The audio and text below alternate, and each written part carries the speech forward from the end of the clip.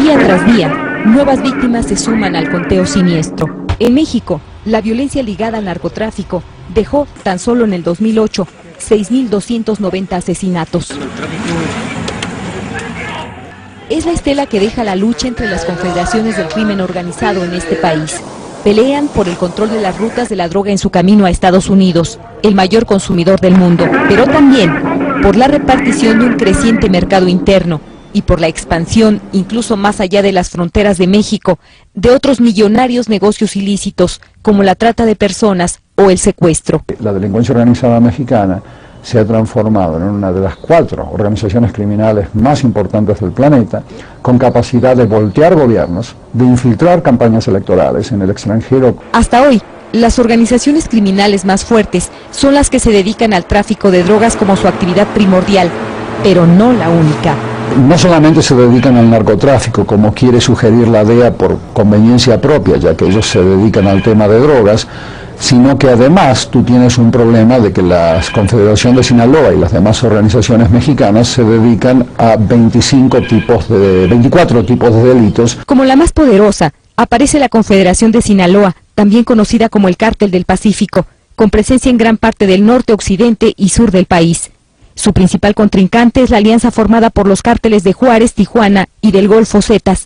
A esta alianza se unió el año pasado el grupo encabezado por la familia Beltrán Leiva, antiguos aliados de la Confederación de Sinaloa. La disputa entre estas grandes confederaciones ha devenido en un ambiente criminal sin precedente. Ciudades mexicanas cuyo control se disputan las confederaciones criminales no solo aumenta la violencia, sino también el grado de crueldad. No es nada más el número, es la forma, o sea, hay muchos decapitados, hay muchos mensajes de una violencia extrema que la autoridad se le atribuye siempre a las guerras entre las mafias, ¿no? Se ha hecho cada vez más frecuente el hallazgo de cuerpos decapitados acompañados de mensajes amenazantes contra los cárteles contrarios, policías o autoridades. Esto genera entre la ciudadanía un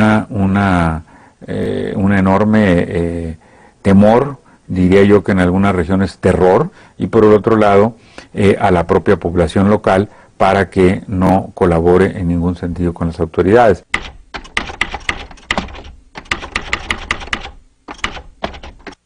Se multiplican los ataques contra instalaciones y elementos de la policía, sobre todo municipales, cuyo sencillo armamento contrasta con las armas de grueso calibre utilizadas por los criminales. Pero los delincuentes se enfrentan también reiteradamente con los miles de militares que patrullan las calles en ciudades de 15 estados del país. Ahora los narcotraficantes se enfrentan al ejército, a las Fuerzas Armadas, es algo nuevo. Y lo que es también nuevo es que tienen una mayor capacidad de fuego. Y esa capacidad viene del exterior. De acuerdo con cifras del gobierno federal, casi el 90% de las armas y pertrechos militares decomisados a las organizaciones criminales en México tienen registro en armerías de Estados Unidos. Si ellos asumieran con mayor seriedad su compromiso para que se respeten las leyes norteamericanas que prohíben la exportación de armas a México, el tenor de esta lucha sería totalmente distinto. Este tráfico, aseguran las autoridades mexicanas, le da a los cárteles poder de fuego en una confrontación donde la población civil queda en medio.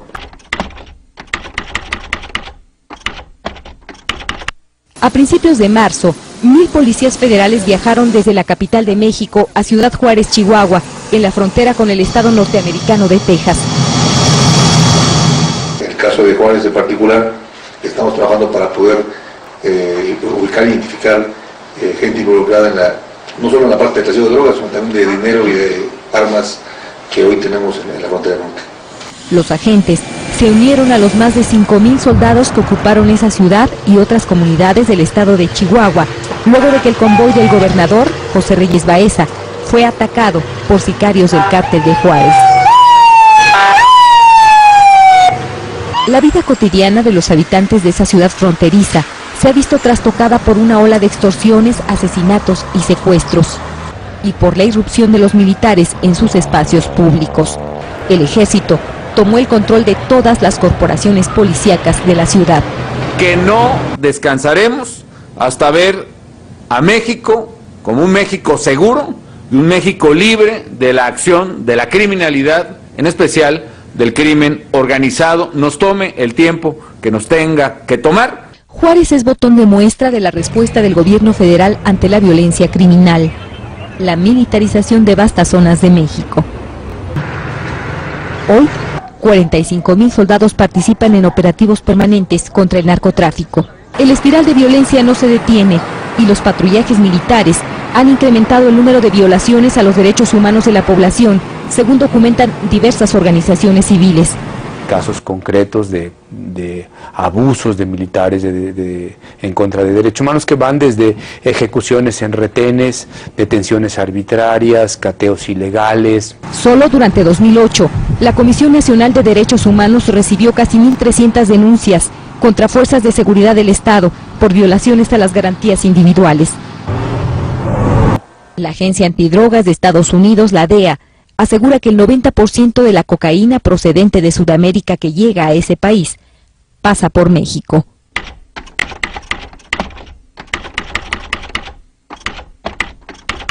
A finales de octubre de 2008, un anuncio de la Fiscalía General, la llamada Operación Limpieza, reveló la penetración del crimen organizado en las instituciones encargadas de la lucha contra el narcotráfico.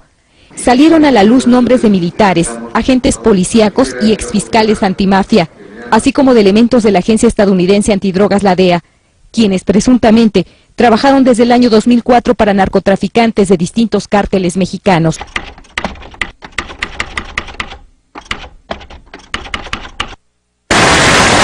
México sigue al pie de la letra los lineamientos de Estados Unidos en materia de seguridad. La negociación de la llamada Iniciativa Mérida se realizó en completo sigilo entre los ejecutivos de ambos países y culminó en las postrimerías de la administración de George Bush. Justo 2 semanas antes de que dejara la Casa Blanca, la selló en un encuentro con Felipe Calderón. El presidente Calderón es un hombre que entiende el problema y es un hombre que no va a permitir que los narcotraficantes tengan el poder en su patria. Los Estados Unidos a su vez quiere ayudar a México. El presidente mexicano demandó al nuevo gobierno estadounidense la continuación de esa iniciativa e incluso le propuso una alianza estratégica de seguridad. The more secure Mexico is, the more secure US will be. Y la idea es que este problema común del crimen organizado, el terrorismo, el tráfico de drogas, que es un problema internacional, lo podamos combatir juntos. La Iniciativa Mérida proveerá a México de sofisticadas tecnologías de monitoreo en las fronteras, aeronaves, vehículos militares y capacitación policíaca y castrense por al menos $1.250 millones en los próximos 2 años. Hay que decirlo, a veces los narcotraficantes han coordinado e integrado sus operativos transnacionales mejor que las autoridades de nuestros 2 países.